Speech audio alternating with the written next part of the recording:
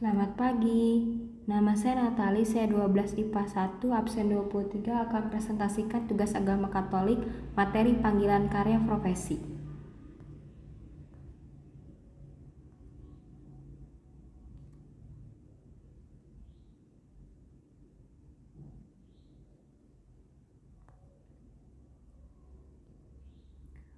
Doa pembukaan, sebelumnya mari kita berdoa. Selamat pagi Tuhan Yesus, terima kasih atas segala rahmat dan kebaikan yang telah Kau berikan kepada kami hari ini. Kami bersyukur karena cinta kasih dan penyertaan-Mu hingga sampai saat ini kami dilimpahi berkat kesehatan dan perlindungan daripada-Mu. Sebentar kami memulai aktivitas kami dalam pelajaran agama, kiranya Engkau melimpahi kami dengan hikmat, kepintaran, dan kelancaran.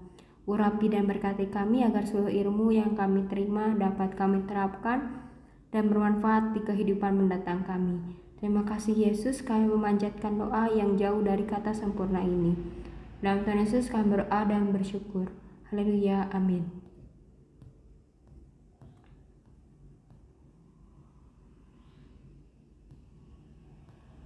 My future plans. Setiap umat Tuhan pasti mempunyai impian yang mulia dan pastinya akan menjadi biji mata berlian bagi kemuliaan Tuhan.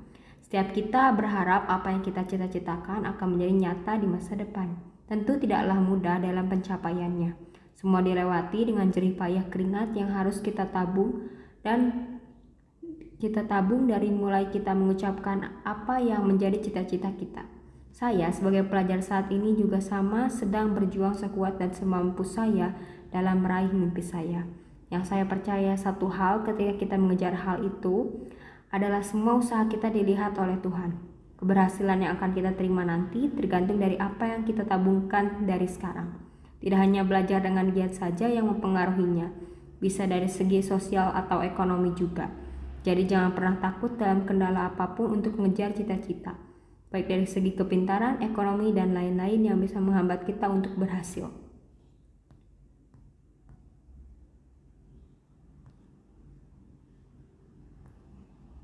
Impian saya adalah seorang bidan.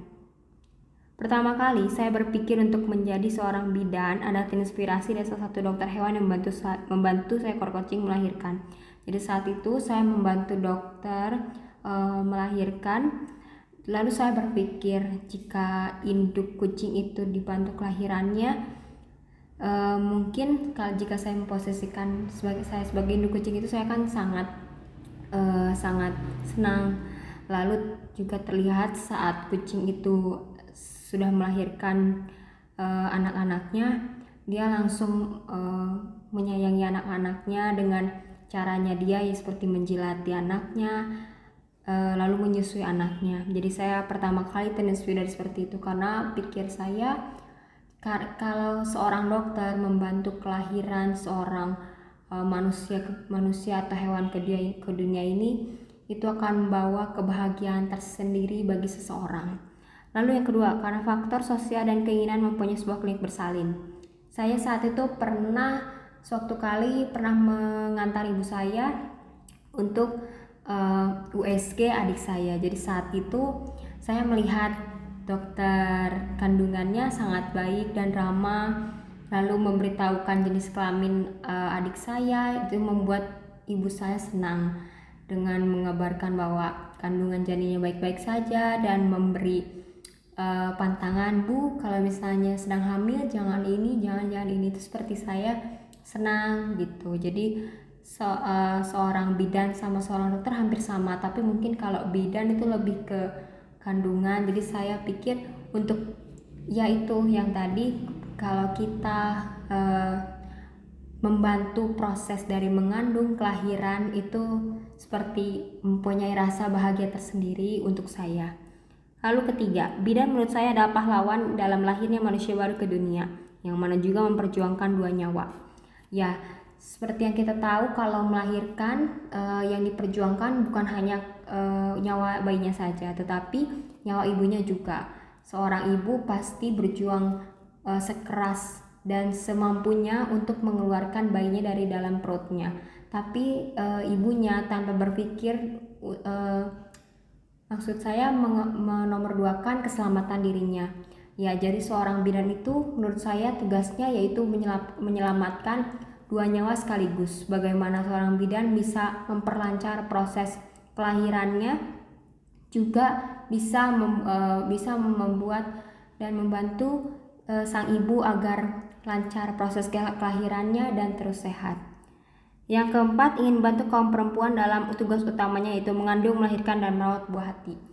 Seperti yang kita tahu, kalau bidan itu biasanya dari pertama dia kali memeriksa atau USG saat dia mengandung, proses kelahiran, dan merawat buah hati seperti imunisasi seperti itu. Jadi saat lewat bidan itu saya pikir saya bisa mengetahui tumbuh kembangnya seorang bayi dari dalam kandungan, dari janin hingga balita, seperti itu menurut saya.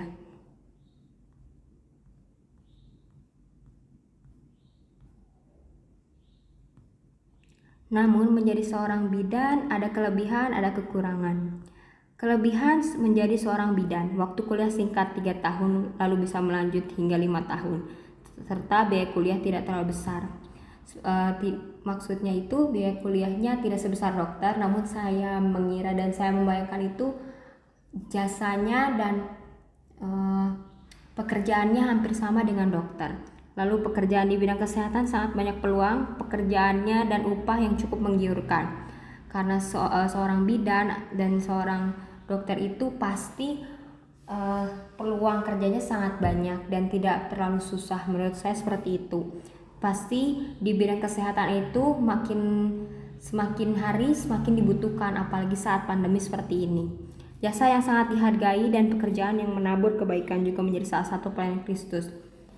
Kristus pernah bersabda di dalam Alkitab bahwa penuhilah bumiku dengan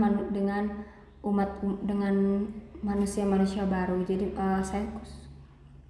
Jadi maksud saya itu dengan bantuan seorang bidan kita juga bisa membantu pelayanan Kristus melewati kebaikan dan jasanya yang begitu kita butuhkan dalam proses kelahiran manusia baru, yaitu umat Tuhan.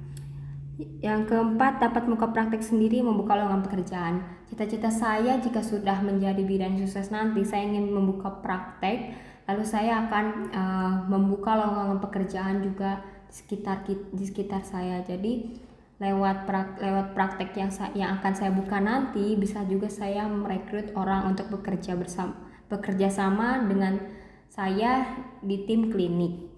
Yang kelima, menjadi pandangan positif di lingkungan. Sudah pasti kalau menjadi seorang bidan pasti akan menjadi pandangan positif yang sangat bagus di lingkungan masyarakat. Kekurangan menjadi bidan, tanggung jawab yang besar. Pastinya karena kata saya tadi, kalau misalnya seorang bidan itu memperjuangkan dua nyawa. Bagaimanapun usaha kita, tapi itu sudah menjadi keputusan Tuhan yang Maha Esa. Jadi Tuhan memang mempercayakan bidan atau dokter atau para petugas kesehatan lainnya untuk membantu di bidang kesehatan. Namun kita kembalikan karena itu semua ada di tangan Tuhan. Lalu yang kedua, harus mengumpulkan banyak pengalaman waktu kuliah dan magang yang cukup panjang, biaya dan jenjang gelar karir. Ya, kalau seorang bidan itu memang harus banyak pengalaman karena berkecimpung di praktek, di jasa, jadi harus terbiasa, harus mengumpulkan banyak pengalaman. Waktu kuliah dan magang juga cukup panjang karena memang harus penuh dengan pengalaman. Lalu biaya dan jenjang karir, biasanya yang setahu saya itu berjenjang. Di kuliah 3 tahun, 4 tahun, dan 5 tahun, jenjang karirnya berbeda. Lalu banyak waktu yang tersisa, dan jika bekerja harus siap ditempatkan di daerah yang jauh.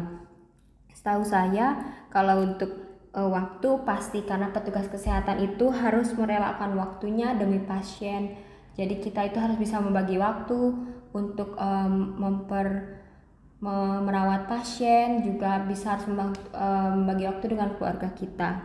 Lalu jika misalnya kita ditempatkan, pasti kita ditempatkan di daerah yang biasanya tidak kita kehendaki.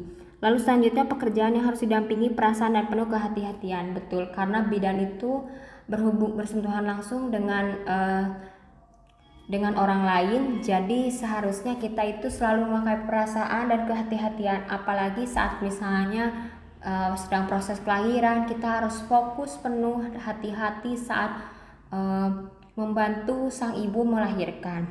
Lalu rentan terhadap risiko penyakit atau lainnya, itu mungkin termasuk menjadi salah satu kekurangan menjadi bidan.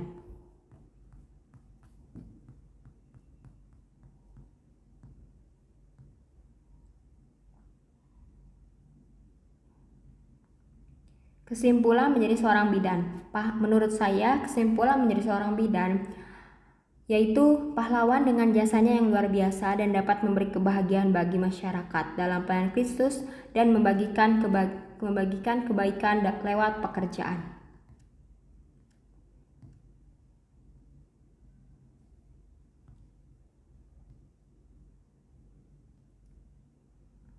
Quotes yang saya kutip berdasarkan tulisan-tulisan yang saya baca di Instagram. Ketika saat ini kau menangis dan merajut sedih, suatu saat nanti semua usaha sekecil apapun dan dirimu akan menuai sambil mencucurkan air mata.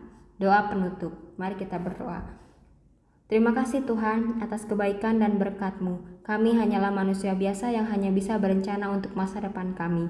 Tuhan, Engkaulah yang tahu yang terbaik untuk kehidupan kami. Biarlah kehendak-Mu untuk masa depan kami yang jadi, karena kami percaya itulah yang terbaik untuk kami. Kami bersyukur, kami menyerahkan segala rencana dan kehidupan kami hanya ke dalam tangan-Mu.